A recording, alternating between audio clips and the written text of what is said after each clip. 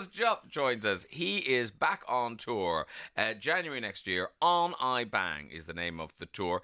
And I was saying to you, I didn't realise until I was reading the Saturday Times today, Miles Jupp, you've not been very well. I'm fine now, but yeah, two years ago, I was very unwell, but well looked after. Yeah, I had a brain seizure when I was filming something. Luckily, because that meant just that there were people there that knew what to do, like a sort of first aid person, that, makeup designer. She knew first aid and set medics and that sort of thing. And I was right near a trauma unit, as it happened, the West Middlesex Hospital. So, and then they discovered I had a mercifully benign brain tumour, and then about 2 or 3 weeks later, I had brain surgery to have it removed. So this is September 21. So I've had a while to get back on the horse. And obviously you're now doing jokes about it. But, yeah. But at the time, it must have been terrifying. It was terrifying. I mean, it's terrifying now, but I guess, I sort of wrote it up a while after. I started writing it because when I first was getting better, I was sort of struggling to put what had happened in order. And there was at one point I'd have to think for ages to remember the word tumour, which was sort of at that point quite central to my life. So I sort of thought I better start writing it down so I can answer questions. Cut it out. They'd literally, yeah.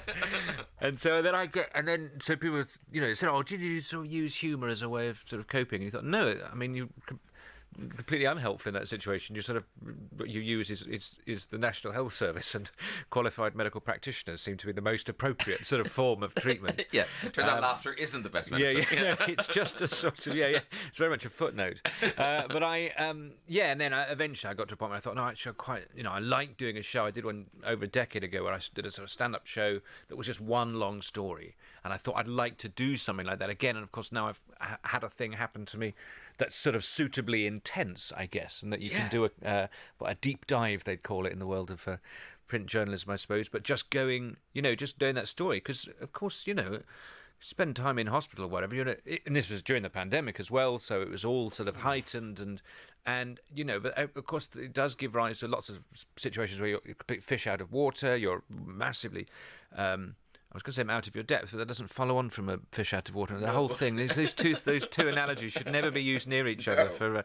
For this is, these are the sorts of situations brain-wise confused I get into now. But it's a voyage of indignity at times as well when you're going through the sort of hospital process. So it kind of, threw up ultimately lots of things. But it was a while before I thought this is funny. And of course, there's serious bits in it because it's pretty high stakes. There's the nearly dying bit. There's that bit. Yes, Yeah, exactly. Which is a very real, very real feeling. Kids and a wife and all that sort of stuff. There's life, and there's people on the end of the phone waiting for the news that you're waiting for or whatever. Yeah. So everything is kind of cranked up. But so you do that, you get out. Now, how because they're sticking things in your brain.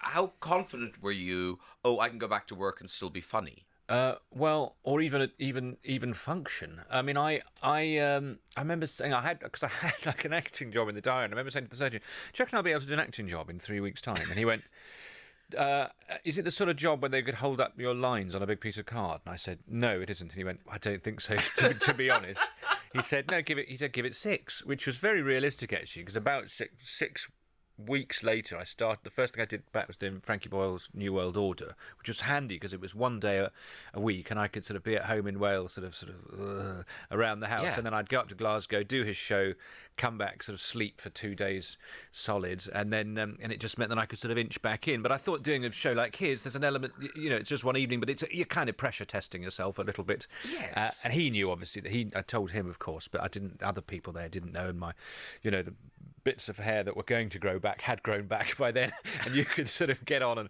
and be normal. But it was just sort of inching your way back. But that's the whole point, I suppose, from the surgeon's point of view, that we just want you to go back to your normal life. That's the whole point in this. That's the outcome. And he'd said at one point, the surgeon, there was 2 surgeons, but the day before the surgery, he said, "Look, if this goes well, it's an anecdote in 6 months.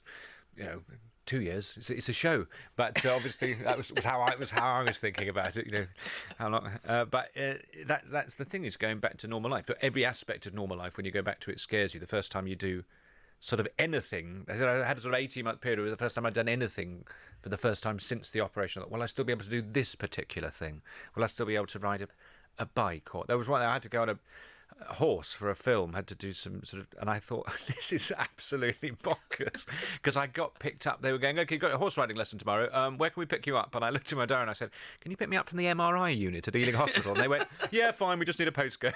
But luckily no one put the two and thing together. Maybe we shouldn't be sticking this guy on a horse. Yeah, wow. Is this helmet enough? On I Bang is Miles Jupp stand-up tour. It kicks off in January and goes right through till March. You can get tickets at milesjupp.co.uk. And so your story with stand-up, so you, acting was your thing.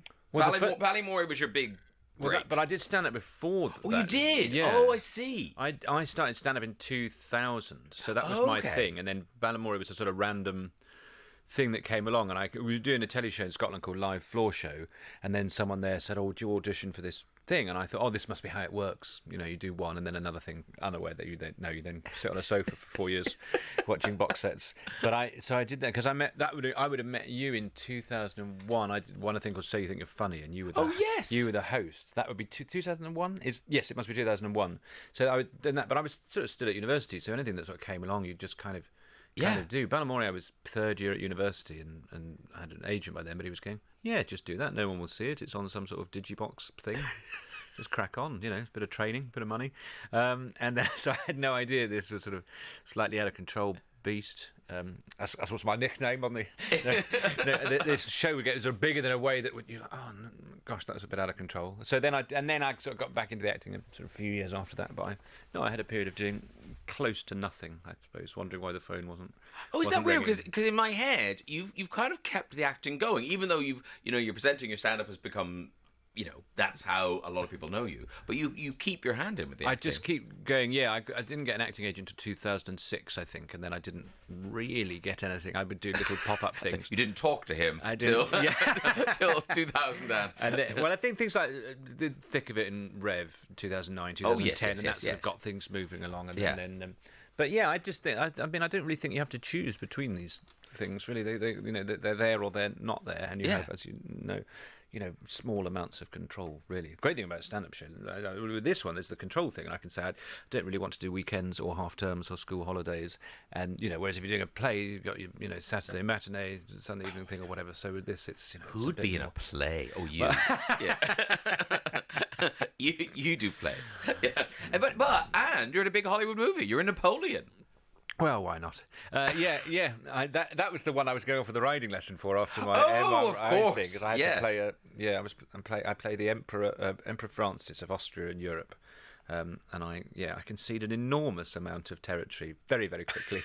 But yeah, it was fun. I'd say fun. I mean, it's sort of terrifying because the scale of the thing is enormous, and Ridley Scott shoots super fast, sort of 2 takes of each scene, and there's 6 cameras. So you think you really do have to turn up ready to work. It's not that kind of sort of half an hour reading the papers in the dressing room and sort of sharing anecdotes or whatever. You think, okay, right, we're going. I don't really like rehearsals. Can we go for it? And you think, okay. And then here's the other guy in the scene. He just won the best actor thing anyway. Let's all crack on. Everyone spread out a bit. Do your thing. So you do have to turn up absolutely ready to work, and making sure that you've recovered from any recent neurosurgery, for instance. And as an emperor, presumably you've got some people around you. You've got like lots of, is there an army standing behind you as you're talking? Well, I've sort of lost a battle when I turn up, but they go.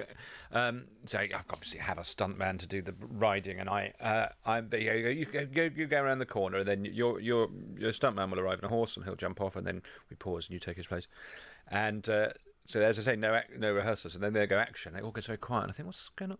And then I can hear some hooves. I thought, that's kind of like 50 horses with riders on them came scrunching through the forest, pulled up right in front of me, and it's just the one at the front that's oh my goodness. And I sort of run over and go and stand immediately where he did, as if I've just sort of led a brigade of horses. Do you call them brigades of horses, or is it the men that are brigades? I get these sort of things luckily didn't come up. They leave it to the experts. Yeah, I don't know. It was frightening. Napoleon, you can go see Miles Jupp in Napoleon. There you go. Or you can see him on tour from January to March. Tickets are at milesjupp.co.uk. I'm so glad you're well and healthy and back in the world. Lovely to see you. Enjoy the rest of your weekend. Take care, Miles.